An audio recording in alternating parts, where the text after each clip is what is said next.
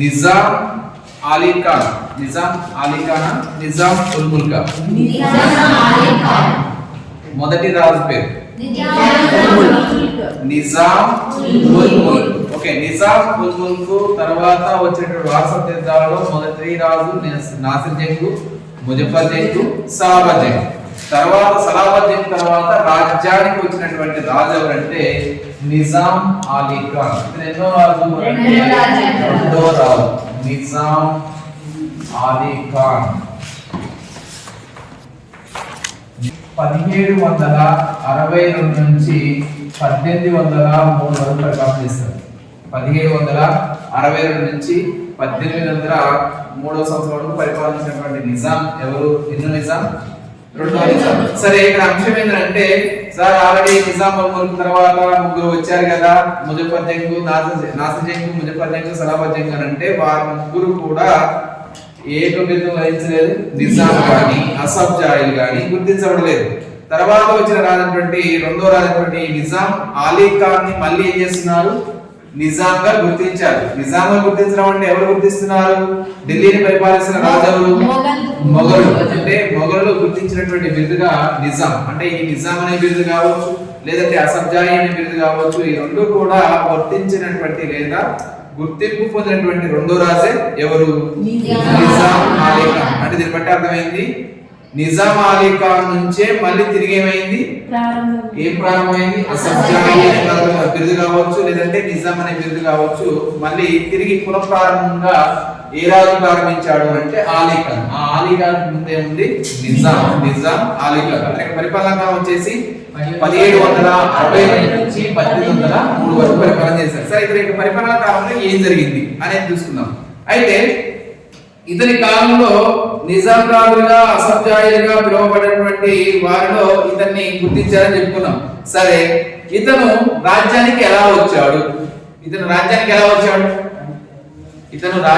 వచ్చాడు అని అంటే సలాబత్ జంగ్ పై దాడి చేసి, ఎవరు? వారసత్వ యుద్ధాలలో నిజాం ఉల్ ముల్క్ తర్వాత వచ్చినటువంటి ముగ్గురు రాజుల్లో చివరి రాజు అయినటువంటి సలాబత్ జంగ్. ఈ సలాబత్ జంగ్ ని ఏం చేశాడు? సలాబత్ జంగ్ ని ఏం చేశాడు? ఎక్కడ బంధించాడు? బీదర్ కోటలో బంధించి అసఫ్ జాహీ లేదా గోల్కొండ రాజ్యాన్ని లేదా హైదరాబాద్ రాజ్యాన్ని ఆక్రమించాడు నిజాం అలీ ఖాన్. ఎన్నో రాజుగా? రెండో రాజుగా. సరే, బీదర్ కోటలో అతన్ని బంధించి సింహాసనాన్ని అధిష్ఠించాడు. సింహాసనాన్ని అధిష్ఠించిన తర్వాత ఎవరు సింహాసనం? నిజాం అలీ ఖాన్ సింహాసనం అధిష్ఠించిన తర్వాత ఇతని పరిపాలనా కాలంలో ఒక 6 అంశాలు చెప్తున్నాం. ఎన్ని అంశాలు? 6 అంశాలు. ఆ 6 అంశాలలో మొదటిది ఏంటి అంటే ఎవరి పరిపాలనా కాలంలో? నిజాం అలీ ఖాన్ కాలంలో మొదటి అంశం ఏంటంటే రాజధాని మార్పిడి.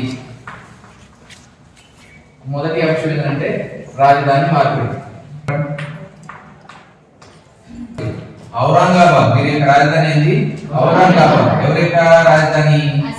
అసఫ్ జాహీ యొక్క రాజధాని ఔరంగాబాద్. ఈ ఔరంగాబాద్ నుండి ఎక్కడ మార్చాడు? హైదరాబాద్ మార్చాడు. ఓకేనా? హైదరాబాద్ మార్చాడు. ఔరంగాబాద్ నుంచి హైదరాబాద్ రాజధాని మార్చాడు. ఇక రెండో అంశం ఏంటంటే రెండో పాయింట్ 1765 సంవత్సరంలో బెంగాల్ గవర్నర్ జనరల్ గా ఏ ప్రాంతానికి? బెంగాల్ గవర్నర్ గా ఉన్నటువంటి ఏ ప్రాంతానికట? బెంగాల్ ప్రాంతానికి గవర్నర్ జనరల్ ఎవరున్నారు అంటే అప్పుడు governor general Robert Clive.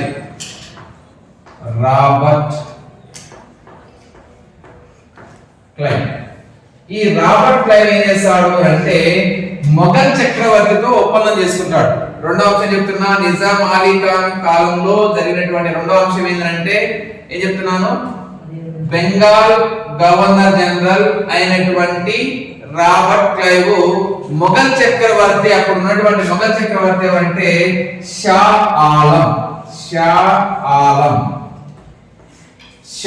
Alam కి ఈ ఇరువురి మధ్య ఒక ఒప్పందం కుదురుతుంది. ఓకేనా? హైదరాబాద్ లో ఉన్నటువంటి బెంగాల్ గవర్నర్ అయినటువంటి రాబర్ట్ క్లైవ్ కి మరియు మొఘల్ చక్రవర్తి లేదా ఢిల్లీని పరిపాలిస్తున్న మొఘల్ చక్రవర్తి అంటే షా ఆలం కి ఈ ఇరువురికి ఏం జరుగుతుంది ఒక ఒప్పందం అని అంటే ఈ రాబర్ట్ క్లైవ్ ఏం చేశాడు అంటే షా ఆలం ని సహాయం అడుగుతాడు. రాబర్ట్ క్లైవ్ ఏం చేస్తున్నాడు రాబర్ట్ క్లైవ్ షా ఆలం ని సహాయం అడుగుతాడు. ఏం సహాయం అడుగుతాడు అంటే హైదరాబాద్ ప్రాంతంలో పరిపాలిస్తున్నటువంటి నిజాం ఆలీకి దగ్గర నుంచి మాకు కొన్ని ప్రాంతాలని స్వాధీనం చేయండి లేదా కొన్ని ప్రాంతాలను మాకు ఇవ్వండి అని ఎవరు అడుగుతున్నాడు? రాబర్ట్ క్లైవ్ షా ఆలం అడుగుతున్నాడు. అందులో భాగంగా ఏం జరుగుతుంది అంటే నేను క్లాస్ లో చెప్పాను, ఉత్తర సర్కారులు ప్రాంతాలని ఇస్తారు. ఉత్తర సర్కారులు అర్థమైందా? బెంగాల్ గవర్నర్ నుండి రాబర్ట్ క్లైవ్ ఢిల్లీ చక్రవర్తి షా ఆలంని సహాయం అడుగుతున్నాడు. ఏమని సహాయం అడుగుతున్నాడు అంటే హైదరాబాద్ ప్రాంతంలో మాకు కొన్ని ప్రాంతాలని ఏం చేయాలి సహాయం చేయాలి. కొన్ని ప్రాంతాలు ఇవ్వండి, మేము ఆధీనం అంటే కొన్ని ప్రాంతాలను మాకు స్వాధీనం చేస్తే లేదంటే మాకు ఇచ్చినట్టయితే మేము ఏం చేసుకుంటాం, పరిపాలించుకుంటాం, లేదంటే దీన్ని అభివృద్ధి చేస్తాం అన్నట్టుగా ముందుగా షా ఆలం చెప్తారు. అందుకు గాను ఏం చేస్తున్నాడు, ఉత్తర సర్కార్లు ఎవరి నుంచి పోతున్నారు? నిజాం ఆలీ ఖాన్ నుంచి ఉత్తర సర్కార్ని ఎవరు పొందుతున్నారు? బ్రిటిష్ వారు పొందుతున్నారు. ఎవరు? బ్రిటిష్ వారు. అయితే ఈ ఉత్తర సర్కారు మరి వీరిద్దరి మధ్య జరిగినటువంటి ఒప్పందం ఏంది? రాబర్ట్ క్లైవ్ కి షా ఆలం కి మధ్య సహాయం అడిగితే షా ఆలం ఏం చేశాడు, మళ్ళీ హైదరాబాద్ ఉన్నటువంటి నిజాం అయినటువంటి రెండో నిజాం ఆలీ ఖాన్ కాలంలో అతని షా ఆలం కి చెప్తాడు. షా ఆలం ఏం చేస్తున్నాడు? నిజాం ఆలీ ఖాన్ కి చెప్తాడు, ఇది బ్రిటిష్ వారికి కొన్ని ప్రాంతాలు ఇవ్వండి అని చెప్పి చెప్పడంతో వీరిద్దరి మధ్య ఎవరి మధ్య? నిజాం ఆలీ ఖాన్ కి మరియు బ్రిటిష్ వారి మధ్య ఒక ఒప్పందం అవుతుంది. ఆ ఒప్పందం ఏంటి? దాన్ని ఏమంటారంటే ఒక ఫర్మనా అంటారు. ఫర్మనా అంటే ఏంటంటే ఒక చట్టం లాంటిది. అంటే ఒక ఫర్మనా అనేది కుదురుతుంది ఎవరికి? నిజాం ఆలీ ఖాన్ కి మరియు బ్రిటిష్ వారికి. ఇందులో మధ్యవర్తి ఎవరు? షా ఆలం మరియు రాబర్ట్ క్లైవ్. ఓకే, అంటే ఒక ఫర్మానాన్ని చేయించుకున్న తర్వాత దీని ఫలితంగా ఎవరి మధ్య? రాబర్ట్ క్లైవ్ షా ఆలం తర్వాత నిజాం ఆలీ ఖాన్ బ్రిటిష్ వారికి మధ్య ఏం జరుగుతుంది అంటే 1766 సంవత్సరంలో ఉత్తర సర్కారు ఇవ్వబడడం జరుగుతుంది. ఉత్తర సర్కారు ఒప్పందమేమో ఏ సంవత్సరం? 1765. ఓకేనా? ఉత్తర సర్కారు ఎప్పుడు ఇవ్వబడుతుంది అంటే 1766లో ఉత్తర సర్కారులుగా ఉన్నటువంటి 4 ప్రాంతాలు. ఉత్తర సర్కారు అంటే మొత్తం యాక్చువల్ గా 5, కానీ మొదటిగా ఏం చేస్తున్నాడు అంటే 4 మాత్రమే ఇస్తున్నాడు. ఎన్ని ప్రాంతాలు? 4 ప్రాంతాలే ఇస్తున్నాడు. ఎవరు? నిజాం ఆలీ ఖాన్ ఎవరికి? బ్రిటిష్ వారికి ఇస్తున్నాడు. ఎన్ని ప్రాంతాలు? 4 ప్రాంతాలు. ఆ 4 ప్రాంతాలు ఏంటో రాసుకుంటారా? మొదటిది ఏంటంటే శ్రీకాకుళం,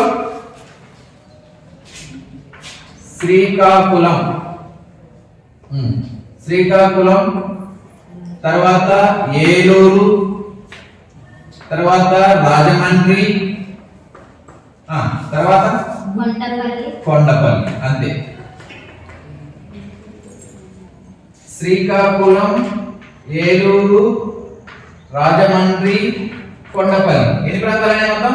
4 ప్రాంతాలు ఇస్తాడు. 4 ప్రాంతాలు నిజాం ఆలీ ఖాన్ బ్రిటిష్ వారికి ఉత్తర సర్కారులుగా ఉన్నటువంటి 5లో 4 ప్రాంతాలే నిజాం ఆలీ ఖాన్ బ్రిటిష్ వారికి ఇస్తాడు. ఎప్పుడు ఇస్తున్నాడు? 1766 సంవత్సరంలో ఇవ్వడం జరిగింది.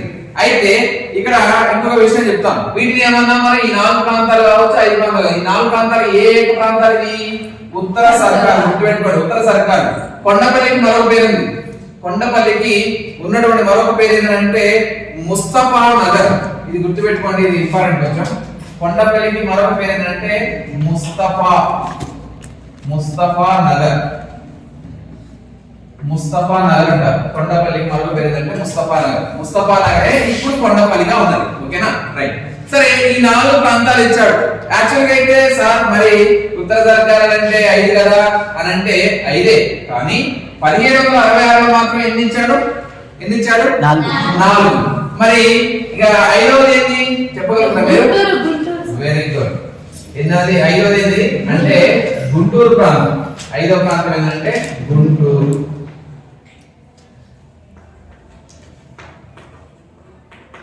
ఓకే, ఐదవ ప్రాంతం ఏంటంటే గుంటూరు ఎప్పుడు ఇస్తాడు? గుంటూరుని ఎప్పుడు ఇస్తాడు అంటే 1788లో ఇస్తాడు ఈ ప్రాంతాన్ని. గుర్తుపెట్టుకుని ఇంపార్టెంట్ అండి. ఓకేనా? ఉత్తర సర్కార్ అయినటువంటి 4 ప్రాంతాలు మొదలుగా 1766లో ఏమేమి ఇచ్చాడు? శ్రీకాకుళం, ఏలూరు, రాజమండ్రి, కొండపల్లి, దాన్ని ముస్తఫా నగర్ గా ఈ 4 ప్రాంతాలు 1766లో ఇస్తే గుంటూరును మాత్రం ఎప్పుడు ఇస్తున్నాడు అంటే 1728లో సంవత్సరంలో ఇస్తున్నాడు. ఆ గుంటూరు కూడా మరొక పేరు ఉన్నది. గుంటూరుకి మరొక పేరు ఏంటంటే మూర్తుజా నగర్ అంటారు. ఈ గుంటూరుని ఏమంటారంటే మూర్తుజా నగర్. మూర్తుజా నగర్ అంటే గుంటూరుకి పూర్వనామం అంటే ఏమనాలి? మూర్తుజా నగర్. ముర్తుజా నగర్, ముర్తుజా నగర్ అంటారు. ఇప్పుడు ఏమని పిలుస్తున్నారు అంటే గుంటూరు అని పిలుస్తున్నారు. ముర్తుజా నగర్ లేదా మర్తుజా నగర్ అని కూడా అంటారు. సరే, ముర్తుజా నగర్ ప్రాంతానికి పూర్వనామం ముర్తుజా నగర్. ఇప్పుడు ప్రస్తుతం పిలువబడుతున్నటువంటి పేరు గుంటూరు. కొండపల్లికి పూర్వనామం ముస్తఫా నగర్. ఇప్పుడు ఏమని పిలుస్తున్నారు అంటే కొండపల్లి పిలుస్తున్నారు. కొండపల్లి ఎక్కడ ఉంది ఇప్పుడు ప్రజెంట్? కొండపల్లి, ఇది ఖమ్మం జిల్లా. ఓకేనా? రైట్. సరే, ఇప్పుడు మనం ఏం చెప్పుకున్నాం? 1766 రెండో సంఘటన. మొదటి సంఘటన ఏమైపోయింది? రాజధాని మార్పిడి. రాజధాని మార్పిడి ఎక్కడి నుంచి ఎక్కడ చేశారు? ఔరంగాబాద్ నుంచి హైదరాబాద్ మార్చారు. రెండో పాయింట్ ఏం చెప్పుకున్నాం? 1765 సంవత్సరంలో ఒక ఒప్పందం కుదిరింది ఎవరి మధ్య? రాబర్ట్ క్లైవ్ కి షా ఆలంకి. అందులో భాగంగా నిజాం అలీ ఖాన్ ఏం చేస్తున్నాడు? బ్రిటిష్ వారికి ఉత్తర సర్కార్ని ఇవ్వడం కోసం ఒక ఫర్మానా జారీ చేశారు. ఆ ఫర్మానా ప్రకారంగా ఇది 1765లో జరిగితే 1766లో ఉత్తర సర్కార్లో ఉన్నటువంటి 4 ప్రాంతాలు మొదలుగా ఇస్తాడు. అవి ఏంటంటే శ్రీకాకుళం, ఏలూరు, రాజమండ్రి, కొండపల్లి. తర్వాత గుంటూరు కూడా ఇస్తున్నాడు. ఏ సంవత్సరంలో ఇచ్చాడు అంటే 1788లో ఇచ్చాడు. సరే, కొండపల్లికి మరొక పేరు ఏంటంటే ముస్తఫా నగర్. గుంటూరుకి మరొక పేరు ఏంటి? మూర్తుజా నగర్. ఓకే, ఇది రెండో సంఘటన అని చెప్పుకోవచ్చు. ఇవన్నీ కూడా ఈ ఉత్తర సర్కారు ఇప్పుడు ఎవరి ఆధీనంలో ఉన్నాయి? బ్రిటిష్ ఆధీనంలోకి వెళ్ళిపోయినాయి. ఓకేనా? బ్రిటిష్ వారి యొక్క ఆధీనంలోకి వెళ్ళిపోయినాయి 5 ఉత్తర సర్కారు. 5 అంటే ఏమని చెప్పాలి మనం? శ్రీకాకుళం, ఏలూరు, రాజమండ్రి, కొండపల్లి, గుంటూరు.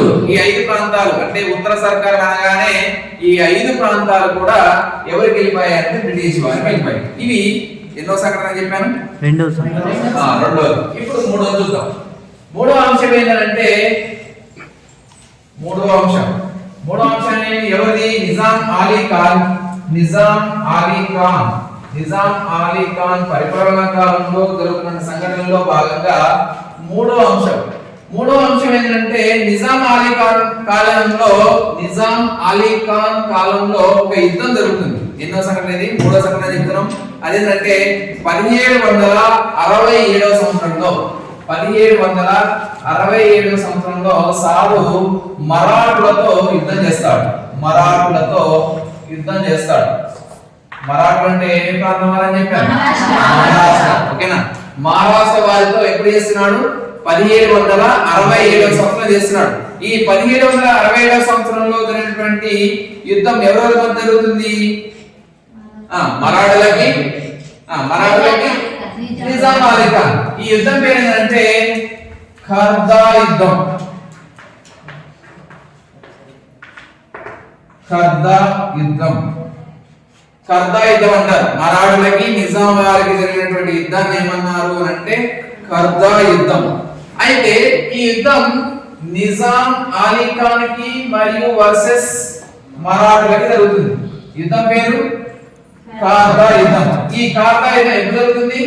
1767లో జరుగుతుంది. ఈ 1767లో జరిగినటువంటి యుద్ధంలో ఖర్దా యుద్ధంలో నిజాం అలీ ఖాన్ ఓడిపోతాడు, మరాఠులు గెలుస్తారు. నిజాం అలీ ఖాన్ ఓడిపోతున్నాడు, ఎవరు గెలుస్తున్నారు? మరాఠులు గెలుస్తున్నారు. ఈ మరాఠులు గెలవడంతో ఇప్పుడు ఏం చేయాలి? నిజాం అలీ ఖాన్ చెప్పినట్టు మరాఠులు వినాలా? మరాఠులు చెప్పినట్టు నిజాం అలీ ఖాన్ వినాలా? అంటే గెలిచిన వాడు వీడు కాబట్టి వీడు చెప్పినట్టు ఎవరైనా ఎక్కువగా నిజాం వినాలి.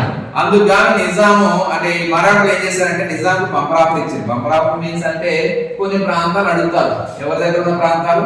నిజాం అలీ ఖాన్ దగ్గర ఉన్న ప్రాంతాలను అడుగుతారు. అవి దాదాపు ఎన్ని ప్రాంతాలు అంటే 5 ప్రాంతాలు. ప్రాంతాల పేర్లు కావాలా? మొదటిది నల్దుర్గ్.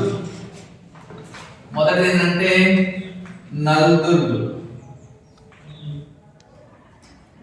ఓకే నల్దుర్గ్. రెండవది ఏంటంటే దౌలతాబాద్, మూడవది అహ్మద్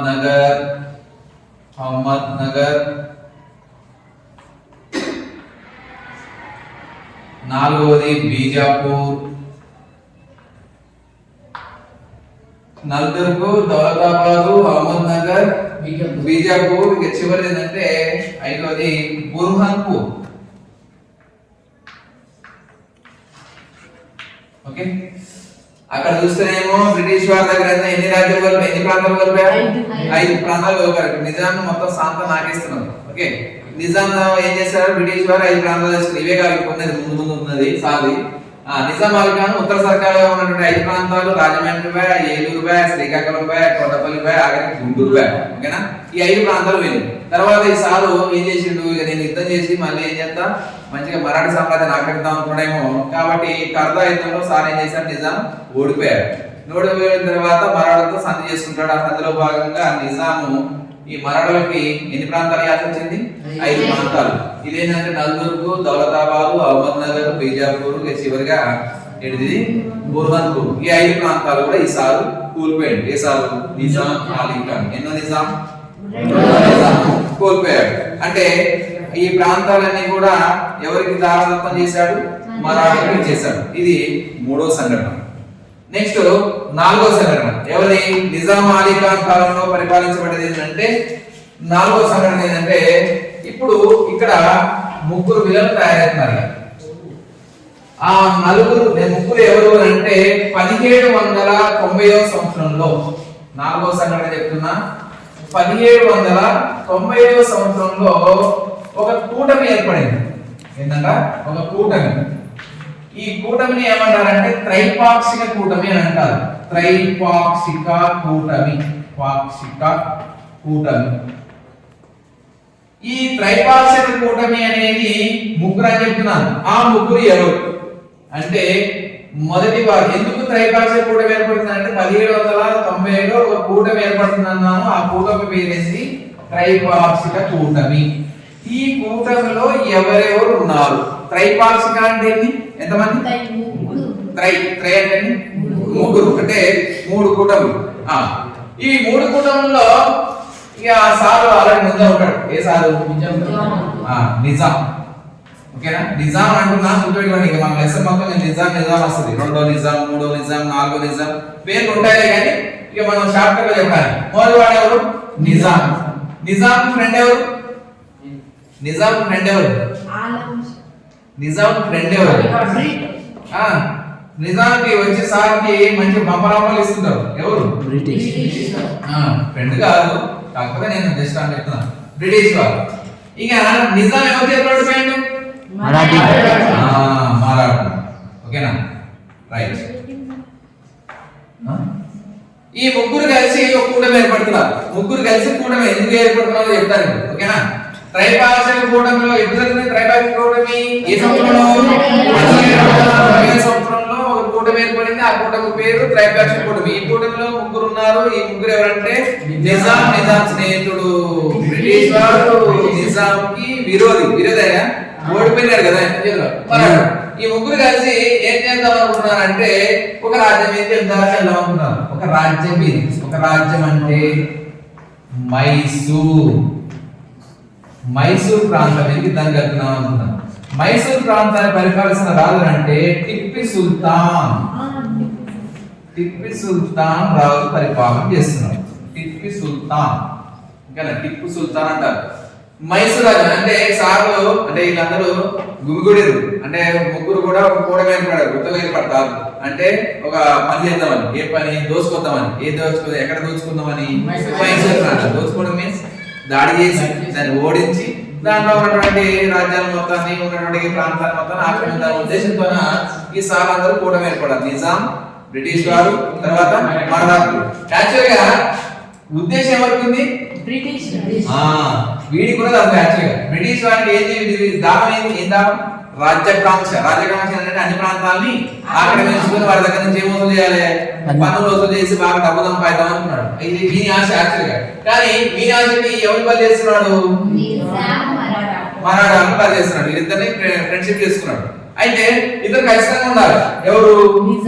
ఎందుకంటే హైదరాబాద్ పరిపాలించేది ఎవరు? ఇది కాదు కదా. కాబట్టి ఈయన బప్పుల్లాగా ఈయన ఉండాలి. ఎవరు? నిజాం ఉండాలి. నిజాం లేని సార్ ఏం పని చేయడు. ఏ సారు? బ్రిటిష్ వారు. అంటే ఖర్చు పెట్టించేది ఎవరు? నిజామే. ఖర్చు పెట్టించేది ఎవరు? బ్రిటిష్ వారు.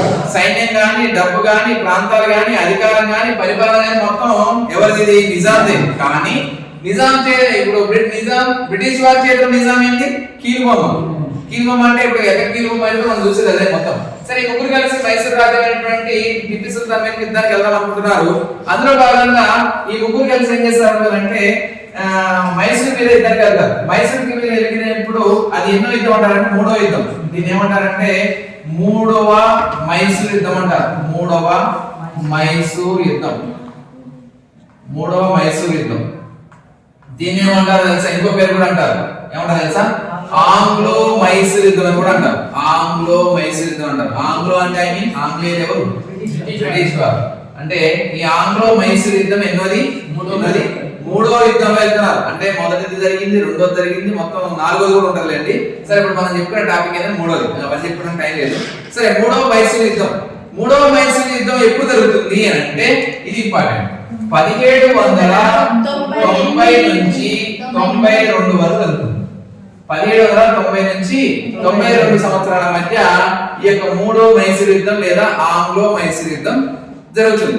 ఈ యొక్క యుద్ధం అక్కడ చూస్తే మైసూర్ రాజు ఎంతమంది ఉన్నారు అక్కడ?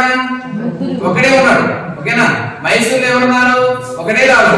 కానీ ఇక్కడ చూస్తే ముగ్గురు వ్యక్తులు ఉన్నారు. ముగ్గురు వ్యక్తులు అంటే ఫర్ ఎగ్జాంపుల్ నిజాం రాజు ఉన్నాడు, మరాఠీ రాజు ఉన్నాడు, బ్రిటిష్ వారికి ఒక అధికారి ఉన్నాడు. అంతేనా?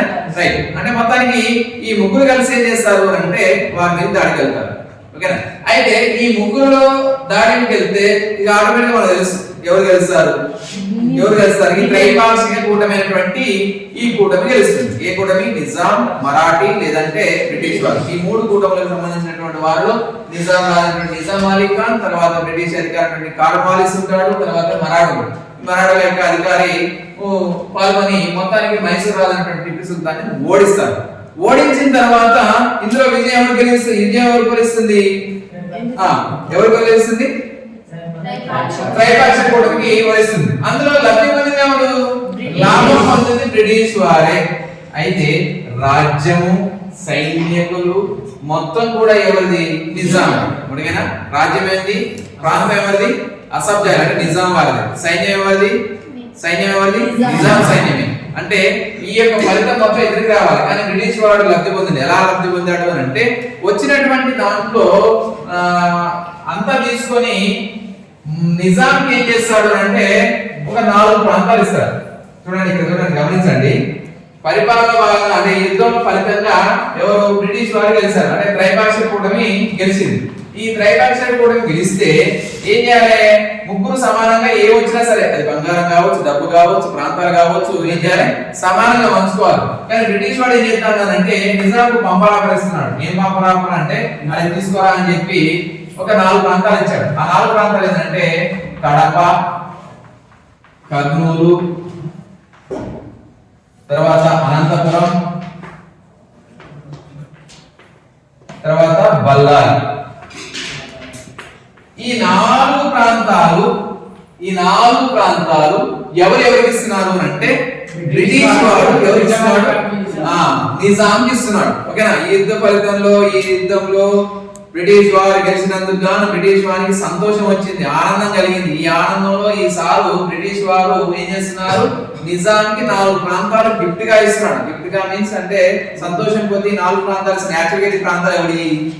నిజామే. వారి ప్రాంతం వారికే గిఫ్ట్ ఇస్తున్నాడు. ఎంత తెలియగలరు. ఓకేనా? అంటే కడప, కర్నూలు, అనంతపురం, బళ్ళారి 4 ప్రాంతాలు తీసుకుని బతుకురా బాబు అని చెప్పి బతుకుపో అని చెప్పి నిజాం అలీ ఖాన్ ని బ్రిటిష్ వాడు ఏం చేశాడు? దానం చేశాడు. ఈ 4 ప్రాంతాలను ఆంగ్లేయులు నిజాంకి ఇచ్చారు. నిజాంకి ఇచ్చేసి ఏం చేశారు తెలుసా? ఇది చూడండి, వాడు ఏదైనా ఇచ్చినట్టుకో ఖచ్చితంగా ఆ కారణం ఏదో ఉంటుంది. అందులో భాగంగా ఇచ్చినట్టే ఇచ్చి ఏం చేశాడంటే 1798 సంవత్సరంలో 1798 సంవత్సరంలో ఇప్పుడు ఇది 5వ పాయింట్ కూడా చెప్పుకోవచ్చు. సరే, 1798 సంవత్సరంలో బలవంతంగా అంటే బలవంతంగా బ్రిటిష్ వారితో ఒక ఒప్పందం చేస్తున్నాడు. ఎవడు? బ్రిటిష్ వాడు. బలవంతంగా బ్రిటిష్ వాడు సాధించాడు. బానే సాధించాడు. ఏమి ఇచ్చాడు? 4 ప్రాంతాలు ఇచ్చాడు. 4 ప్రాంతాలు ఇచ్చినందుకు నిజాంకి సంతోషం ఏం లేదు. సంతోషం ఏం లేదనంటే యాక్చువల్గా అయితే ఈ 4 ప్రాంతాలు కూడా ఎవరి చేత పరిపాలించబడుతున్నాయి? నిజాం రాజుతో అంటే అసభ్యాలతోనే పరిపాలించబడుతున్నాయి. కానీ వీడేం చేశాడు? అధికార దాహంతో వీడు వచ్చాడు. వ్యాపార నిమిత్తం వచ్చి మన తెలంగాణ ప్రాంతం లేదా ఆంధ్ర ప్రాంతాన్ని మొత్తాన్ని హస్తగతం చేసుకోవాలనే ఉద్దేశంతో తను ఏం చేస్తున్నాడు? అన్ని ప్రాంతాలు కూడా ఒక్కొక్కటి లాక్కుంటున్నాడు. అంటే వారి మీద ఆధిపత్యం నిజాంని తొలగించి, అంటే ఆధిపత్య ధోరణి అనేది ఎవరు తగ్గుతుంది? నిజాంను తగ్గించి ఎవరి ఆధిపత్యం పెరుగుతుంది? బ్రిటిష్ వారికి ఆధిపత్యం పెరుగుతుంది. అందులో భాగంగా ఈ 4 ప్రాంతాలను కూడా వీడు తీసుకున్నాడు. తీసుకున్న తర్వాత వాళ్ళు తీసుకుంటే అక్కడ ఇచ్చాడు. బ్రిటిష్ వాడు మొత్తానికి అయితే 4 ప్రాంతాలు ఇచ్చాడు. కానీ మళ్ళీ ఏం చేస్తున్నాడు అంటే బంపరాపరి నిజాంకి ఇస్తున్నాడు. ఏమని చేస్తున్నాడు అంటే 1798లో సైన్య సహకార పద్ధతిని, సైన్య సహకార ఒప్పందం, సైన్య సహకార ఒడంబడిక అంటారు. ఒడంబడిక, సైన్య సహకార ఒడంబడిక. దీన్ని ఏమనొచ్చు? సైన్య సహకార పద్ధతి అనొచ్చు, లేదంటే సైన్య సహకార ఒప్పందం అని కూడా అనొచ్చు. సైన్య సహకార ఒప్పందం, సైన్య సహకార ఒడంబడికి, సైన్య సహకార పద్ధతి 3 విధాలు కూడా తెలుసొచ్చు. ఓకేనా? ఈ యొక్క ఒప్పందం అనేది ఏ సంవత్సరం జరుగుతుందండి? 1798 జరుగుతుంది. ఈ ఒప్పందం ప్రకారం సరే 1798 జరుగుతుంది. కానీ ఈ ఒప్పందం ఎవరి మధ్య జరుగుతుంది సార్? నిజాంకి మరియు బ్రిటిష్ వారి మధ్య జరుగుతుంది ఈ ఒప్పందం జరిగింది. ఈ ఒప్పందంలో ఏముంది సార్ అంటే వీళ్ళిద్దరి మధ్య బ్రిటిష్ వాడు నిజాం చెప్తాడు, రాజుగారు నేను ఒక సైన్యాన్ని అంటే సైనిక సమూహాన్ని ఏర్పాటు చేస్తాను, ఒక సైన్యాన్ని ఏర్పాటు చేస్తాను. ఆ సైన్యం మొత్తం కూడా ఏంది? ఎవరి యొక్క పర్యవేక్షణ ఉంటుంది? నీ పర్యవేక్షణ, నా పర్యవేక్షణలో ఉంటుంది. ఎప్పుడైనా ఎలాంటి సమస్య వచ్చినట్టయితే, ఎలాంటి సమస్య అయినా సరే, ఎవరైనా దాడి చేసినా సరే, ఆ దాడి చేసిన వారి మీద మనం ఏం చేయాలి? ప్రతిఘటించాలి అని అంటే మన దగ్గర ఎవరు ఉండాలి? సైన్యం ఉండాలి. కాబట్టి ఈ సైన్యం నేను ఏర్పాటు చేస్తా. ఈ సైన్యం నువ్వేనా యూజ్ చేసుకో, నేనైనా యూజ్ చేసుకుంటా. యూజ్ చేసుకోవడం అంటే నీకు ఆపద వస్తే నువ్వు తీసుకో, నాకు ఆపద వస్తే నేను తీసుకుంటా. కానీ నువ్వేం చేయాలి? ఎవరు? నిజాం అలీ ఖాన్ ఈ సైన్యాన్ని ఏర్పాటు చేస్తారు. 1000, 1000 లేకపోతే 1000 అంటే 1000, 1000, 2000, 5000 లక్ష సైన్యం, ఎంతో సైన్యాన్ని ఏర్పాటు చేస్తారు. కానీ ఆ సైన్యాన్ని పెంచి పోషించాల్సిన బాధ్యత నీదేరా అన్నాడు. ఎవరు? బ్రిటిష్ వాడు. చూడండి 4 ప్రాంతాలు వీరికి ఇచ్చాడు. ఎవరికి? బ్రిటిష్ వాడు 4 ప్రాంతాలు ఎవరికి ఇచ్చాడు? నిజాంకి ఇచ్చాడు. ఇచ్చేం చేస్తున్నాడు అండి? వాని బలవంతంగా ఏం చేస్తున్నాడు? ఒక ఒప్పందం చేసుకుంటున్నాడు. ఆ ఒప్పందమే సైన్య సహకార ఒప్పందం. ఈ ఒప్పందంలో భాగంగా ఏం చేస్తున్నాడు? సైన్యం ఎవరు ఏర్పాటు చేస్తున్నాడు? బ్రిటిష్ వాడు ఏర్పాటు చేస్తారు. మరి సైన్యం ఎవరు? భారతీయ సైన్యమా లేదంటే బ్రిటిష్ వారి సైన్యమా? మొత్తానికి మాత్రం ఎవరి ఆధీనంలో? భారతీయులైనప్పటికీ కూడా భారతీయ సైన్యమైనా, నిజాం సైన్యమైనా, మన ప్రాంత సైనికులైనా, బ్రిటిష్ వారి యొక్క సైనికులైనా సరే ఎవరి కాలంలో ఉంటారు? బ్రిటిష్ వారి కాలంలో ఉంటారు. కాబట్టి వీరు ఏర్పాటు చేశారు కాబట్టి ఇతని కింద పనిచేస్తారు. కాబట్టి ఇతని కింద ఉన్నటువంటి సైన్యాన్ని జీతం ఇయ్యాలన్నా, వారి బాగోగులు చూసుకోవాలన్నా, తిండి పెట్టాలన్నా ఎవరు పెట్టాలి? నిజాం పెట్టాలన్నా. ఈ నిజాం పెట్టాలనేది మొత్తానికి వీరిద్దరి మధ్య ఈ యొక్క ఒప్పందాన్ని ఏమన్నారు? సైన్య సహకార ఒడంబడిక, సైన్య సహకార ఒప్పందం లేదంటే సైన్య సహకార పద్ధతి అంటారు. ఏ సంవత్సరంలో? 1792. అందులో భాగంగా నిజాం ఏం చేసిందంటే సార్ సంతకం పెట్టింది. అరే దేని మీద? ఈ ఒప్పందం మీద సార్ సంతకం పెట్టింది. సార్ సంతకం పెట్టిన తర్వాత ఇప్పుడు ఏంటి అంటే గుర్తుపెట్టుకోండి, బ్రిటిష్ వారి యొక్క ఒప్పందం మీద అంటే బ్రిటిష్ వారి యొక్క ఒడంబడిక ద్వారా తొలి సంతకం చేసినటువంటి తొలి నిజాం కూడా ఇతని పేరులో అంటే చరిత్రలో పెట్టిండు. అంటే బ్రిటిష్ వారు పెట్టినటువంటి అంటే ఒక ఒప్పందానికి తొలి సంతకం చేసినటువంటి నిజాం ఎన్నో నిజాం అంటే రెండో నిజాం. ఆ నిజాం ఎవరంటే నిజాం అలీ ఖాన్. అయితే ఈ ఒప్పందం మీద మొత్తానికి మాత్రం సారు తొలి రాజుగా, తొలి పాలకుడిగా, తొలి నిజాం రాజుగా సంతకం చేశాడు. బానే ఉంది. కాలం గడుస్తుంది. కాలం గడుస్తున్న సందర్భంలో నిజాం ఏం చేస్తున్నాడు?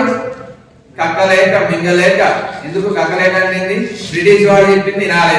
ఒకవేళ వెళ్ళలేదనుకో, నీరిగిందనుకో, వాడిని అవసరమైతే వాళ్ళు ఏం చేస్తారు? తప్పించేది వేరు వారికి అనుకూలంగా ఉన్న వాళ్ళని కూర్చోబెడతారు. అందులో భాగంగా ఏంటంటే నిజాం అలీ ఖాన్ ఈ ఒప్పందంలో భాగంగా కాలం గడుస్తున్న సందర్భంలో బ్రిటిష్ వారి యొక్క సైన్యాన్ని సైనిక సహకార ఒప్పందంలో భాగంగా తాను ఒప్పుకున్నటువంటి సిద్ధాంతాలు అంటే ఒప్పుకున్నటువంటి అంశాలన్నింటినీ ఆసరాగా తీసుకుని నిజాం అలీ ఖాన్ ఏం చేస్తున్నాడు, సైన్యాన్ని పోషిస్తున్నాడు. ఇక నెల గడిచిందో, 2 నెలలు గడిచిందో, 4 నెలలు గడిచిందో, సంవత్సరం గడిచిందో మనకు తెలియదు. కానీ మొత్తాన్ని మాత్రం ఈ సారు వాళ్ళకి మేపలేకపోతున్నాడు. మేపలేకపోవడం అనేది తిండి పెట్టలేక వారికి జీతాలు వేయలేక చచ్చిపోతున్నాడు సారు. ఏ సారు? కాబట్టి నాయన నీ సైన్యానికి కోదండం, నీ కోదండం. కాబట్టి ఈ యొక్క సైన్యం నేను బోధించలేదని చేతులు ఎత్తేసి సారు. ఏ సారు? నిజాం అలీ ఖాన్. అయితే అట్టెట్టన బాబు సంతకం చేసినావు కాబట్టి అటు వీడు ఎవడు? బ్రిటిష్ వాడు. ఒప్పందం మీద సంతకం పెట్టినావు, సంతకం అందుకే సంతకం తీసుకున్నాను ఇట్లా చేస్తామని అని అన్నాడేమో. ఏం కదా మరి పోషించలేవు, మరి పోషించకపోతే ఏం చేస్తావు? ఏం చేయాలి? నాకు ఆల్టర్నేట్ ఏదన్నా ఏం చేయాలి? ఇయ్యాలి, లేకపోతే ఏదన్నా చేయాలి. అంటే వారిని పోషించడానికి నువ్వే పోషించాలి. నువ్వు పోషించలేనప్పుడు నాకేమన్నా ఇచ్చినట్టయితే నేను పోషించగలుగుతానే కాన్సెప్ట్ బ్రిటిష్ వాడు ఉంటే ఇక్కడ ఆల్రెడీ ముందే ఊహించుకున్నాడు.